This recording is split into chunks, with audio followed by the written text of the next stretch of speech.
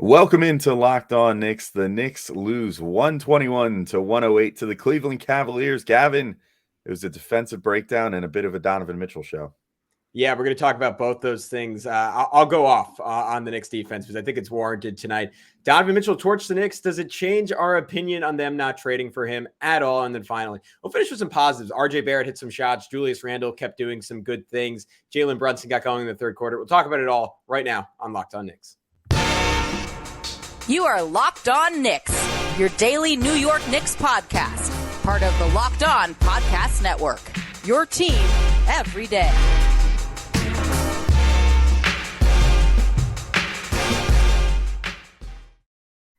All right, welcome in to Locked On Knicks. Today's episode is brought to you by BetOnline. BetOnline has you covered this season with more props, odds, and lines than ever before. BetOnline, where the game starts. And we want to thank you guys for making Locked On Knicks your first listen today and every day, whether you're checking us out on your favorite podcast platform or taking in the sights and sounds on YouTube. We appreciate you making us a part of your daily routine. I'm Alex Wolf. I'm editor-in-chief of Knicks site, The Strickland, which you can find at thestrick.land. He is Gavin Shaw, your favorite play-by-play broadcaster's favorite play-by-play broadcaster. And this is Locked On Knicks, where we are going over a loss, womp womp, two of those in a row. Which, not great, but whatever. The losing streak had to happen at some point.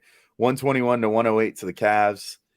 Gavin, this game was frustrating to watch, I think. Donovan Mitchell, which we'll talk about him in the next segment, and just about how we're feeling about him after this game and then after the saga of the summer and everything. But he comes in, drops 38 points on the Knicks in 37 minutes and scored 15 in the first quarter. All in all, it was a menace. So was perpetual Nick killer Kevin Love off the bench, and also Dean Wade, his starting lineup doppelganger. Just overall, not a fun time, in large part due to the Knicks defense, which we both took some exception to. You teased it in the opener, but I think you got a pretty good rant coming in here, so I'll throw it to you first to open up the firing squad on the Knicks defense here. Yeah, so first of all, here's maybe a bad way to start a rant, but here's where I'll excuse the Knicks. The rotations were really bad at some point in this game. I don't mean Tibbs's rotations in terms of subbing and players. I mean the rotations of like recovering in terms of help and rotating over so you have the next guy covered. But superstars are meant to blow up rotations, and they're meant to put defenses in rotation to the point of chaos, to the point of eventually breaking. And look, that's what Donovan Mitchell did for a lot of this game. And there were times where like the Knicks were completely panicked and sending three defenders his way. And no, that wasn't good defense. That wasn't smart. But you know what? That's what the best 12 offensive players in the NBA do to you. And Donovan Mitchell, whatever we want to say about his defense, whatever we wanted to say about his shortcomings when we were justifying the Knicks ultimately not going and getting him.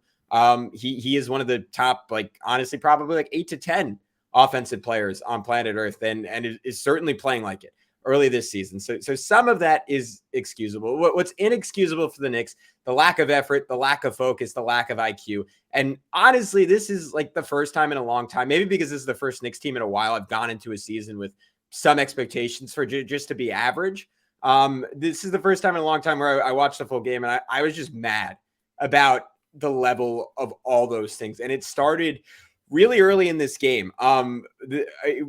Donovan Mitchell's third three of the night after he drained two. And this is a guy who's just one of the best shooters on the planet. So you got to stick with him. RJ and Brunson, they both went with Karis LeVert on a screen. They left Mitchell absolutely wide open. That's inexcusable. It's one thing if you send two people Mitchell's way. They sent no one his way, so he got a three. Literally the next possession, the Cavs got out in transition, but the Knicks actually got back in time. And Jalen Brunson was just sitting at the left block, not doing anything. He was the only player who didn't pick someone up. In turn, Dean Wade was wide open, and he hit a three. And honestly, it reminded me of what we were talking about early last season with Kemba, where the Knicks would scramble to the point, like to a crazy extent in transition, just because they didn't want Kemba to be on a mismatch. And it led to layup after layup. That's not exactly what happened here, but I felt like the Knicks were similarly victimized by Jalen Brunson because he just wasn't paying attention. Then RJ Barrett pulled the same trick like a little bit later in the first quarter, where Dean Wade literally just ran by him on a cut for a no-look pass from Donovan Mitchell for a layup because they were in transition. And RJ pointed at him and he was trying to get Randall's attention, being like, hey, you got to get him. This is your guy. But when you're in transition, you don't have men. You just got to get to the closest person. And Randall was guarding Donovan Mitchell, so he didn't hit a pull-up three. And RJ, instead of picking him up, just let Wade stroll to the rim for a wide open layup. And then in the fourth quarter, in the third quarter, in the fourth quarter, Obi Toppin, I hate to say it because after his first half where he had 9 points and 4 rebounds in 10 minutes, I was kind of disgusted that despite how well Randall was playing, like, again, we got a full third quarter without Obi Toppin. Essentially, he came in at the 30-second mark. But he lost the Knicks this game functionally at the end of the fourth quarter. I don't know if they would have won it, but they lost any chance of winning it because repeatedly he didn't get out on Kevin Love. And Alex, it's really hard to tell sometimes. Like, I don't know how much of that is scheme. And that's Tom Thibodeau telling Obi, hey, when Donovan Mitchell has the ball on the top of the key, you need to sit on the elbow in case he drives, and you need to be there to double. If Tibbs is saying that it's not on Obi, but given that Tibbs was yelling at him, I would hope that's not what he's telling him. Because time and time again, Obi was over helping. Like, his foot was just like 2 feet too far away in terms of leaning towards Donovan Mitchell, gave up open threes to Kevin Love. But you know what? He wasn't the only offender because RJ Barrett did the same thing on a little brush screen where Randall just kind of touched him. It's RJ's job to switch on that. And I know that because he did exactly that the next possession. RJ made a half-hearted effort. Love had hit like 4 in a row at this point, and Love drained another one. So the Knicks just got buried because of miscommunication and laziness. It was ugly. It was bad. It was inexcusable. Yeah, and as far as the Tibbs yelling at Obi and like what was Obi supposed to do there, like schematically, of course, we're not in the practice facility, so we don't know what they're talking about, during practice and what the scheme is, what they're talking about in meetings and film sessions and everything else. But my general inclination is that I think that sagging off the shooter would be the move based off how the Knicks normally play. I think it probably comes down to then not being able to adjust on the fly, which is the problem. And I would expect a little better out of Obi at this point, or any of the players, when they've played in Tibbs' system for as long as they have. And Tibbs obviously seemed mad about that. So, like, I don't know if Tibbs maybe just has to do a better job of drilling into these guys. Like, no, don't stick to the defensive concept no matter what. Like, be malleable and be willing to try something different and to get out on a guy if he's super hot or whatever. Or if Tibbs is just getting mad because guys are open, but the guys on the floor, like, but you told us, like, always play it this way because this is just how we play defense. I mean, the Knicks defense has always been, like, the Cavs in this game, and with how hot they've been to start the season, worst possible matchup for the Knicks, because in all of Tibbs' tenure here, the strategy has been funnel guys into the middle and play the averages on threes. Like, that's Tibbs' go-to with the Knicks since he's been coach, has been get these guys in towards like Mitchell Robinson, or back in the day, Nerlens Noel, or, now Hartenstein, or sorry, we got to start saying it right. Breen said it's Hartenstein. We got to say it that way now.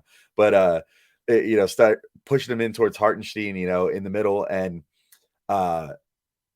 it's just, this team was built perfectly to just destroy that whole concept and be like, okay, well, Donovan Mitchell can, if you're not getting over a screen on Donovan Mitchell, like, forget it. If he's hot, he's gonna hit, an unlimited amount of 3-pointers. Like he's got his 3-point shooting badge on in 2K and it's on fire. And Kevin Love, like, always erupts against the Knicks because the Knicks pretty much always allow him to shoot practice jumpers from 3, and he's very capable of getting hot. And so clearly is Dean Wade. Kevin Love in this game, like, I described him this way to you, like, before we started recording. He was like, it was like Steve Novak that could set hard screens and get rebounds, like, which is a really good player on any given night, because he was hitting, like, every time that he took a 3, you expect it to go in because nobody was getting out hard enough on him. And he got into such a good rhythm then that even a few times when people did close on him a little bit, he still was splashing them then, and, forced at least one 4-point play. I forget, were both the 4-point plays his? There was like 2 of them. Mitchell had one and Love had one. Right. Mitchell had one and Love had one. Yeah. And I think I blacked out for the Mitchell one because I was already past the point of wanting to watch the game anymore. But yeah, so I think that's basically what it comes down to me. It's just, is it, partly scheme? I think so. Is it partly them not making the right reads and or being lazy? I think that's also true.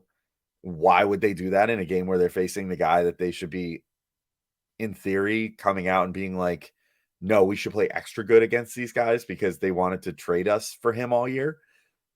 I don't know, but it was just not a pretty game. But, we've been saying this since the preseason. Like, this team projects to be probably like a 500 team. That'll be kind of fun to watch some nights and kind of frustrating to watch other nights. And this is a part of it. It's a frustrating night. And to their credit, the offense actually looked pretty good for on the other side of the ball. It's just their defense was just so terrible that it completely negates any good that they did on the offensive end. So, yeah, it's kind of the story of the night for me. Yeah, I think I'll add one final point, because I think you nailed it when you said it's about executing to the scheme, but only to the point that the scouting report doesn't trump the scheme. And there was one play in my mind that was a picture perfect example of that. And it was when Obi Toppin was guarding Kevin Love in the corner and Isaac Okoro got it on the right wing. And I think what Tibbs would normally want him to do in that situation, which is what Obi did do, is rotate out onto Okoro, close hard, and then you count on someone coming from that back line to sprint out to Love to block the shot. And that's if everything else is equal and they're roughly similar as three-point shooters. Kevin Love is a great three-point shooter. Isaac Okoro is one of the worst three-point shooters of any rotation player in the NBA. You let Okoro shoot the three. You stick with Kevin Love. And he didn't do that. And on that play, that was one of like 2 times all night that Love didn't make it, but it almost didn't matter to me because I'm like, the process was so bad there. And again, not that I don't know. Again, it was hard to tell if Julius was much better because there were a lot of plays involving him and RJ, and it was hard to tell which one of them messed up definitively. But with the mistakes Obi was making, to me, and maybe this is a topic for another day, it gives a little bit more credence to Tibbs not giving him more minutes, because that's the kind of stuff that Tibbs doesn't tolerate. And honestly, like, he's not wrong to not tolerate that stuff. I think it all kind of depends on what your organizational priorities are. And if it is development, then you're going to say, all right, that's fine, but you got to just let him keep playing to that and hope he gets it at some point, because the offensive talent is crazy. And I hope we talk about it before the end of the show, because this was another banner night for him. And it looks like he can really shoot the basketball now. But if he doesn't know the most basic scouting reporting, granted, those are things that get emphasized a little bit more come playoff time than in the regular season, but that one is just so simple. It's surprising and a little disappointing to me. But Alex, if we want to make ourselves a little bit happier, maybe lay some money down, certainly make some money, where's the place to go? Yeah, that is betonline.net, and betonline.net is your number one source for betting football and the start of the new basketball season. Find all the latest player developments, team matchups, news, podcasts, and in-depth analysis on every game. And as always, BetOnline remains your continued source for all your sports wagering information with live betting and up-to-the-minute scores for every sport out there. It's the fastest and easiest way to check in on all your favorite games and events, including MLB, MMA, boxing, and golf. And if you want an encouraging odd and line from BetOnline right now, Russell Westbrook, next team if traded. The Knicks aren't on the list. I'm very happy to see that. I feel like this is the first time ever the Knicks have not been on the list for Russell Westbrook's next team. The Indiana Pacers are the current favorite at 3-2, assuming that he'll never play there, but that he'll end up there for a minute. Maybe someone can get a very collectible basketball jersey. Charlotte Hornets at a 2-1. San Antonio Spurs at a 3-1. Seems like mostly a lot of salary dumps there, but either way, if you want to bet that, you can bet it at BetOnline. So head to the website today or use your mobile device to learn more. BetOnline, it's where the game starts. And we are going to now talk about Donovan Mitchell a bit. But first, I just want to thank you for making Locked On Knicks your first listen. For your next listen, check out the Locked On Sports Today podcast, the biggest stories of the day, plus instant reactions, big game recaps, and the take of the day from our good buddy, Peter Bukowski, available on the Odyssey app, YouTube, and wherever you get podcasts.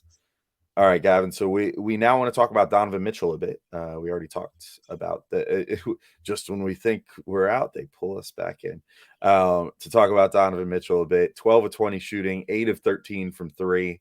Monster evening in that regard. 6 of 8 from the free throw line. He finished with 38 points, 12 assists, 3 rebounds, a steal, 2 blocks somehow. And I don't know, just one of those nights. And a big old middle finger to the Knicks for not trading for him. If he hasn't made it abundantly clear enough in like the 7 or 8 different candid interviews he's given since showing up in Cleveland, he very much thought that he was like minutes away from playing for his hometown team of the Knicks over the offseason. And then, of course, wound up in Cleveland. This was his way of being like, Thanks, guys. I could have been eating my mom's cooking all season and whatever, and now I have to play basketball in Cleveland, albeit for a very talented team. I'll give them their props, but whatever. NBA players have never been shy about Cleveland as a town to live in. So I don't know, Gavin. I'll throw this to you first. How you feeling after this game? Has the way that Mitchell has started the season, and then in particular this game where he just kind of gutted the Knicks, does that change your thoughts about the deal at all? Like, are you feeling at all a little bit of not buyer's remorse, non-buyer's regret, I guess? Yeah. On a maybe a passer's regret. I don't know. On a visceral level, yeah. I don't know how you could watch that and not think like, man, that would have been cool to see 82 times a year. Like, man, that dude really would have electrified MSG. On a more logical level, not really, just because this is who this guy has been for the most part. I mean, just watching him tonight relative to watching him in the past, I think he's gotten better as a passer. And he looked to be more of a willing passer. And initially, like he was taking and making tough threes. The Knicks started sending multiple defenders. And we talked about this a lot on the pod over the offseason, but he's capable of throwing spectacular passes. It was more so that he would just miss very routine reads a lot of the time. And that at times really cost his team. And I think as bad as the vibes were on the Jazz, and a lot of people blame Rudy Gobert for that, I think some of it probably emanated from Donovan being a little bit of a chuck at points. He didn't look like that tonight to me. Like, yeah, I thought his balance of scoring and distribution was picture perfect in this game. And yeah, he's about as good as you can be as an offensive player if you're less than 6'3". Like, that's Steph Curry is obviously an exception and is pretty unique in that respect. But short of that type of talent, he's basically the next best thing in the world of basketball right now. So that's worth a ton. What's reshaping all of this for me is more so what we've seen from the guys who weren't traded for him, where RJ has really, I mean, tonight he was better, but RJ's really struggled this year. And I know when we were talking about it, we're like, all right, part of the bet on this is if RJ's eventually going to be 85 to 90% of the player that Donovan Mitchell is, then it's insane to give up also 3 picks and also 1 or 2 good young players on top of that. RJ hasn't looked anything like someone who can be 85 to 90% of Donovan Mitchell early this season. That is what I've seen, point blank and simple. Emmanuel Quickly and Obi have clearly made jumps in their game, but by the same token, still not guys who are like top 4 most important players on this team. And then Quentin Grimes is the mystery box. Like, we're both super high on him. Like, at this point, I might be the highest on him out of anyone in this group just because he hasn't gotten to play and disappoint in any way this season, but we just don't know. So in that sense, there's some regret. I think it would have been fun. I just think it's worth noting, like, even without Garland for pretty much the whole season so far, the supporting cast he has in Cleveland is just better than what he would have had in New York, even if they'd kept Brunson, Randall, Mitch, and one of the young pieces. Yeah, it all comes down to it's exactly what we talked about when the Knicks didn't make the deal, which was like, this is a great deal for the Cavs. They're very well equipped to be good with him there, and potentially, I mean, a dark horse title contender if things really break the right way for them and everybody coalesces the right way. Like, I don't think that's unreasonable. And I mean, they're shooting the ball so well right now. Like, and then, having Garland and Mitchell out there that could both score the way they can, having Mobley and Allen down low and Robin Lopez as their backup. Like, I mean, that's a great defensive front court and in many ways offensive front court. Like, yeah, it seems like a pretty easy bet to say, also with Dean Wade, Kevin Love shooting the light, like, awesome team. I mean, I think that they made the right move still. I still don't think the Knicks made the wrong move by not trading for him. Like, I agree with you. And I braced myself for it before this game. I was like, I know what type of player Donovan Mitchell is. I know how, at least I think I have a good idea of how he approaches things. There was no other option than him coming out and just like destroying the Knicks in this game. Like, it was going to happen. And it was going to be like, okay, well, will the Knicks take umbrage with that and like turn around and then beat him anyway? And the answer was no, because they just didn't, as we talked about in the first segment, like, they just didn't bring the intensity on defense in this game and whatever. So logic brain says, no, it's still the right move. It's, and like, even our our buddies at Locked On Cavs put out a like a poll like during the game that was like, would you rather have Donovan Mitchell or RJ Barrett, Obi Toppin, and Quentin Grimes? And like, you know, it was like 98% Donovan Mitchell. And I'm like, obviously it was all Cavs fans voting on it, but I was like, no, like I'm sorry, but like in the grand scheme of things, if the Knicks had traded those three guys for Donovan Mitchell, they wouldn't be a better team right now. Like I fully believe that, because those three guys are all playing a big role on this team and how well they've played to start the year so far. And they'll hopefully grow into something more and continue playing a big role in what they do the rest of the year. Whereas Mitchell, yes, he's fantastic, but the same problem would have persisted, which is what are you bringing him into? Which is just like a gutted team at that point that doesn't have a lot of depth. That, you know, is it would have been like him, Quickly, Brunson, and then like RJ and Cam, Julius and question mark, and Mitch and Hartenstein, and like, or Hartenstein. Sorry, I'm not going to get that right for at least like 2 weeks. But like, and you're without all your picks for the next few years too. It's just it didn't track with me then. It doesn't track with me now. I still would not do it, because I just don't think that adding Mitchell to this team would have made the Knicks a dark horse title contender.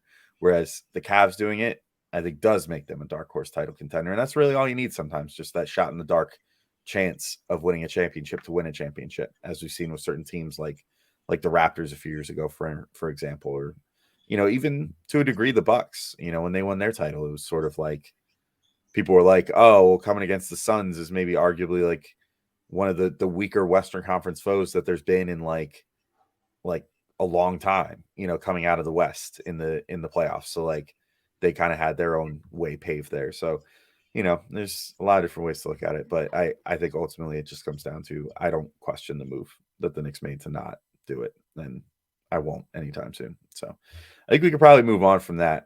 We'll start talking in a second about some of the actual Knicks players, which would be nice, and maybe get into some RJ Barrett, some Mitchell Robinson, some Julius Randle, some maybe a little Jalen Brunson. I don't know. We'll throw a little bit of everybody in there in just a sec.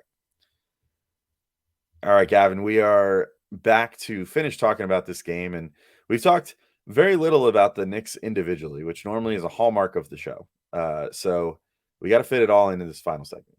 So I think I will toss it to you once again, which I've done for every segment so far today. So thanks, man. Congrats, you get to lead every segment today. You're playing like Julius Randle now. You're just throwing dimes. I am. I'm being very, very, you know, kind and giving, and not at all looking for my own shot right now. So where do you want to start as far as players go in this game? Let's start RJ Barrett, because at least I've ripped his defense, so I don't have to mention that today. 3 for 4 from 3 after starting the season, 4 for 28. That felt great. And especially the one he hit, I think it was near the end of the second quarter, like the step back to beat the shot clock. That was a sick shot, and it was one that, again, he is never really hit with any kind of consistency, and it felt like a product of him being in a better rhythm, putting in more work in the gym. And like pregame, MSG aired a clip of Tibbs talking about RJ, and he just said, yeah, look, it's law of averages. I believe in who he is as a shooter. They're going to start going in.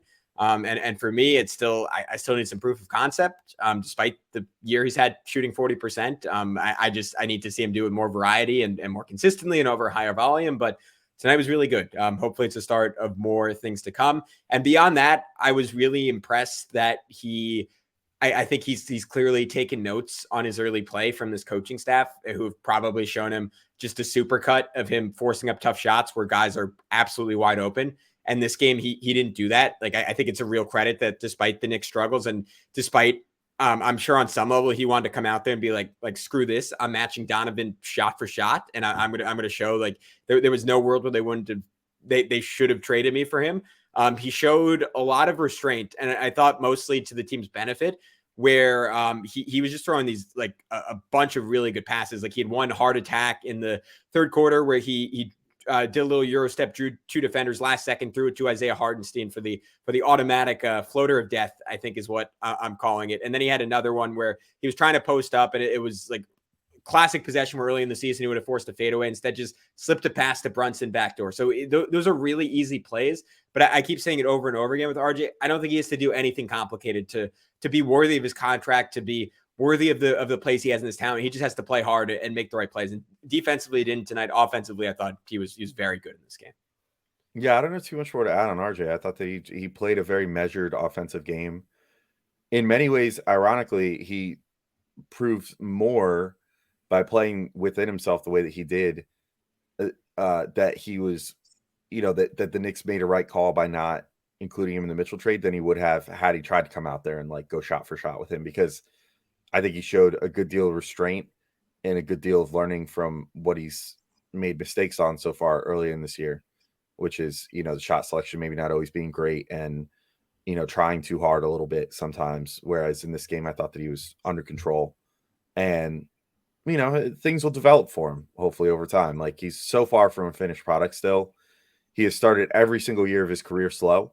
So maybe we should just get used to that always being the case. And, a month from now, we might be talking about like, oh man, could RJ Barrett be like a dark horse all-star candidate? Like, that's how things always go in his career. So offensively, I really liked how he played in this game. I'll just give a quick shout out to Evan Fournier.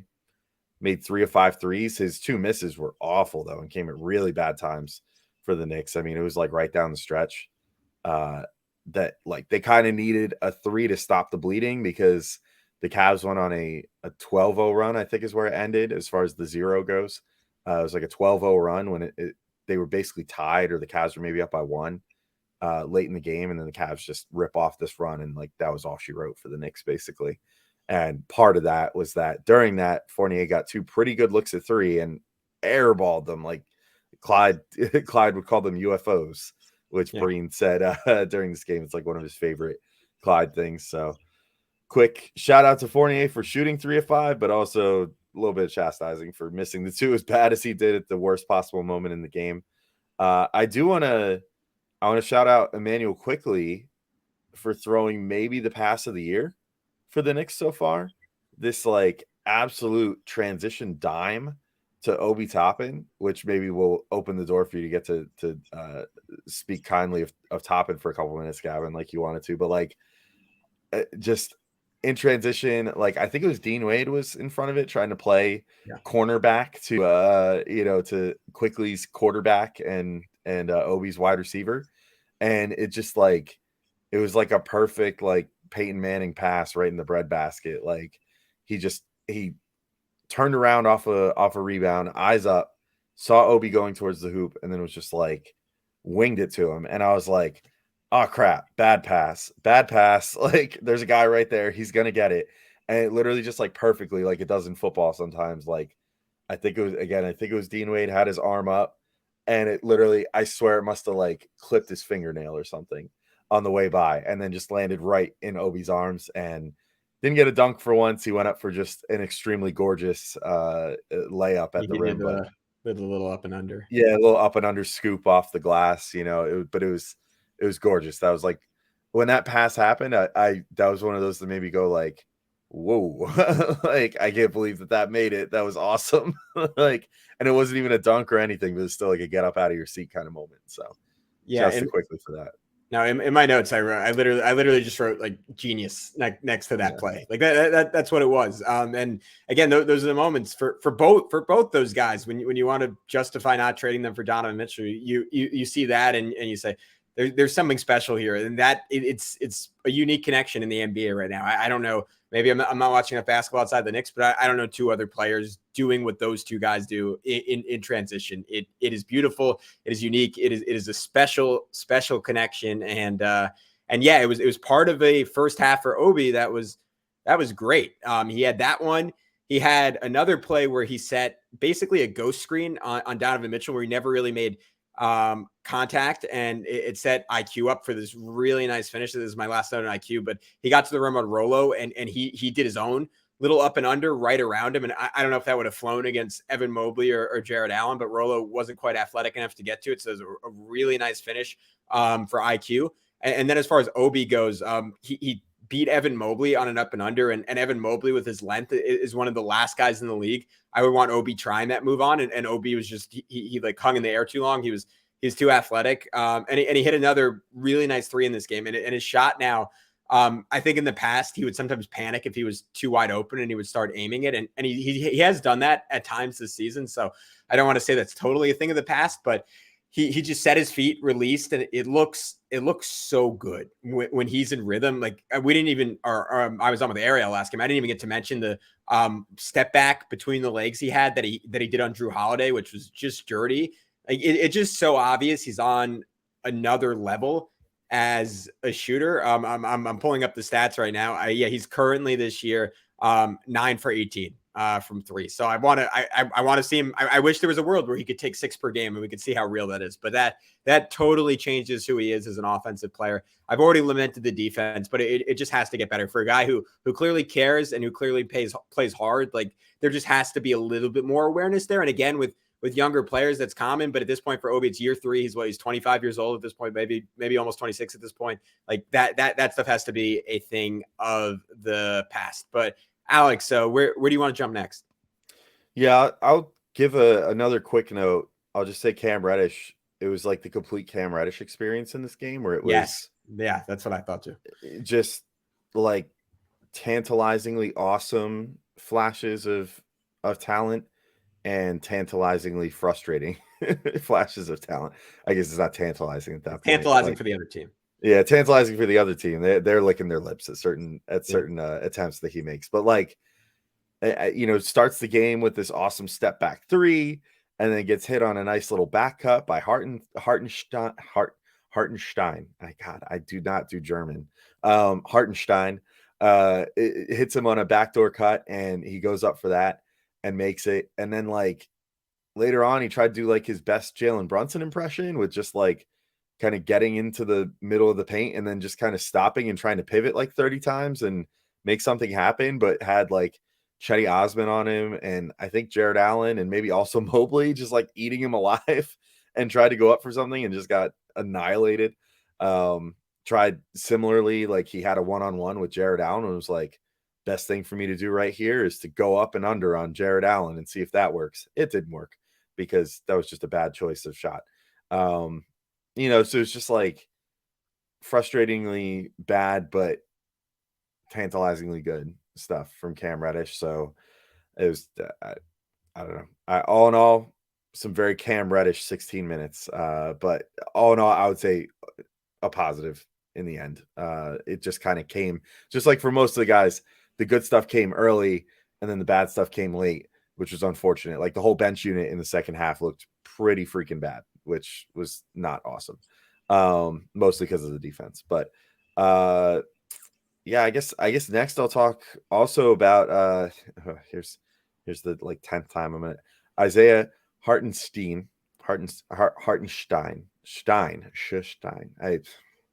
I think if you go Hartenstein, it's fine. I think Breen has ruined me. Yeah, Breen has ruined me because now like Breen is like the teacher.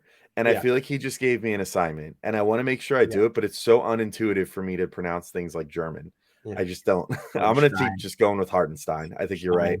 Yeah. Giving it up. I'm giving it up right here. Good for Breen, though. He nailed it all game. I'll do the Clyde pronunciation because he's still saying Hartenstein because he's not going to learn. So I like with Clyde. He's like, there's no way I'm trying that.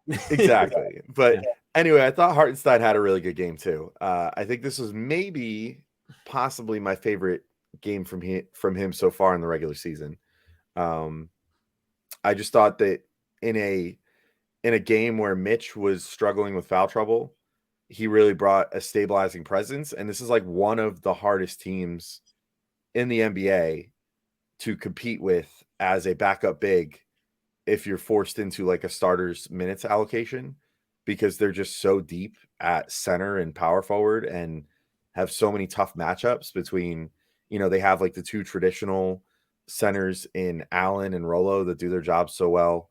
They have Mobley, who's like a total, like, I don't want to say unicorn, but like just like a mold breaker, who's like built like he's riding on some of those UFOs that Clyde is talking about. Yes, exactly. He came from one of the UFOs. Yeah. And then of course we already said you have Kevin Love out there too, who was like brolic Steve Novak today. So like very tough game for Hartenstein to come into and do what he did. And yet he did do it. Like, he managed 27 minutes, and for all that I lament his fouls, only fouled 3 times. Was very smart on D about not hacking and whacking, and got 6 of 10 shots to go in, 9 rebounds to go with that, 12 points total. I thought he was a very nice stabilizing presence on a night where, unfortunately, now for what, like 2 out of 6 or 3 out of 6 of the games, Mitchell Robinson has been kind of running into foul trouble and stuff again, whether it's his fault or whether it's some other people kind of dropping the ball, forcing him to get into foul trouble. Like, Mitch has not necessarily been the best to stay on the floor so far this year, and Hartenstein really picked up the slack, I think, in that regard, and did a good job in this game. Yeah, I'll shuffle over to Mitch real quick. I think, to your point, I don't really blame him for the foul trouble, just because, I mean, he had 2 out on the perimeter in this game that were pretty inexcusable, not what you want. So there are still times where he just overextends himself on plays where he shouldn't. But the point of attack defense in front of him is just so consistently bad. And look, we've had 2 straight games now, and honestly, 3 straight games. The Hornets game, this was definitely happening too, where Brunson, Fournier, and RJ are just taking turns getting shredded, and like people are. I saw our guy Ariel talking about this. Like, people tend to fixate on Fournier. Like, it's just as much Brunson and RJ. At least I thought Brunson was much better the first 3 games of the season than he's been the last 3 games. I think RJ's by and large sucked on defense outside of a few stretches where he's been pretty good and shows the potential he's had. And that puts just so much stress on Mitch, and especially a game like this where he has to contend with good centers. But I'll say what I always say about him. I hate to say this because it'll really bring a smile to our guy buy low, sell highs face. But it's not about Mitch's rebounding, but he continues to play not up or down to the competition, but he continues to play up against bad competition and play down against good competition. And that's worrisome. I mean, again, the contract he got maybe is exactly that. Like what he's being paid is sort of league average center. And that's what you expect out of a league average center. But we see these flashes of just utter brilliance from Mitch defensively, and sometimes with his dominance on the offensive glass. Like he was doing it against Steven Adams. If he can do it against Steven Adams, he could do it against anyone. And then sometimes that it just becomes absent against these really good centers. I mean, we saw it. Like I thought Brook Lopez ate his lunch the other day, and then today he was just silent against Jared Allen and Evan Mobley. He had 1 or 2 nice plays, like one moment of really good verticality on Evan Mobley, a couple of times where he forced Jared Allen to misses, but he just does not hold up well against the best centers in the NBA usually. And this is the year I was hoping that would change, because if not now, I don't think it'll ever happen for him. So I'm hoping this is an aberration. I'm hoping he adjusts to the level of competition. I just want one night where he goes out there against an all-star center and has a game where he's 18 points and 12 rebounds and 3 blocks and doesn't foul out and plays great defense the whole night, because I think he can do that at his best. Yeah, I'm with you. And, hopefully we'll get to see that. I guess last quick note, Jalen Brunson and Julius Randle were sort of the personifications in this game of offensively. I thought they did plenty of good things. Defensively, the whole team was just terrible. I think we could pretty much just chalk up like this is easily the worst defensive game that they've played in the young season so far. It just was not good. It's not even just like they got purely out talented. They got like straight up out schemed and everything in this game. So kind of just have to throw that aspect away. But I thought that Brunson struggled early, managed to put it together in the second half and really be a positive influence. When the Knicks did manage to snatch the lead in the third quarter, he was probably the main reason why, with his shot making and his overall driving the tempo and driving the offense and all that. And then Julius, despite not shooting well again, it's sub 40% in this game again. I thought played within himself like he has been, and contributed some good things, hustle wise on the glass. I thought he was very good in this game, like trying to get after every rebound, which he has been throughout the season so far, I think. Good at finding teammates again. Led the team in assists in this, he did lead the team. Yep. Or tied for the league with Brunson with 7 assists. So, he's playing the facilitator role and, doing it well. And all in all, I thought he played a good game on offense, with the obvious caveat that nobody played a good game on defense. So, yeah, I think that's my final thought, Gavin. If you want to bring us home, or if you got any final things, feel free to speak now or forever hold your peace. Yeah, real quick on Julius. I just thought brilliant footwork from him in this game. I mean, you always see flashes of it, but he was schooling Mobley and Allen, two of the best defensive players in the NBA, period, for stretches, and that was fun to watch. And great interior passing to Mitchell Robinson. We always lament that he doesn't want to pass to Mitch. Tonight he threw 2 or 3 just great ones. One like just slipped it under Mobley's arm, and he honestly, it looked kind of like Steve Nash, which is highest compliment I could pay Julius Randle passing the basketball. So on that note, that little bit of positivity, we'll wrap up this one for Locked On Knicks, but fear not, we'll be back all week, 5 episodes for you guys as always. So stay tuned for all that. But until next time, be good. We'll talk to you soon on Locked On Knicks. Peace out.